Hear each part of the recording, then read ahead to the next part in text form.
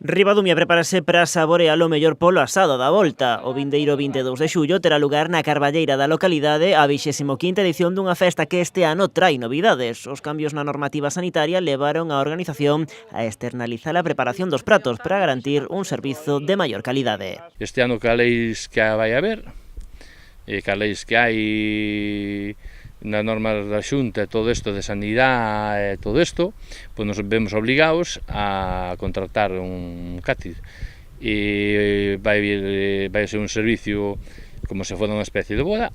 A xente ten que sacar o ticket na mesa. O cambio tamén implica un maior custo para a organización. En consecuencia, a ración de polo tamén subiu o seu prezo. A parte positiva é que agora cada prato inclúe máis cantidade de polo, acompañado, por suposto, de pan, viño e refrescos. O ano pasado era a 8 euros, pero só tiñan un zanco. Este ano, por exemplo, xa entra e tratamos de meter zancos, metemos alas, a xente nos pedían outra clase de polo e tal. E nós este ano, pois, facendo caso a xente polo tema, pois metemos os zancos e máis alas, vamos meter outra clase tamén de carne. A festa do polo asado de Ribadumia naceu hai agora 25 anos como un encontro entre amigos. O evento foi pouco a pouco medrando ata cadar a súa dimensión actual. O ano pasado, por exemplo, repartíronse preto de 700 racións, cifra que dende a organización agardan repetir ou mesmo incrementar neste 2018.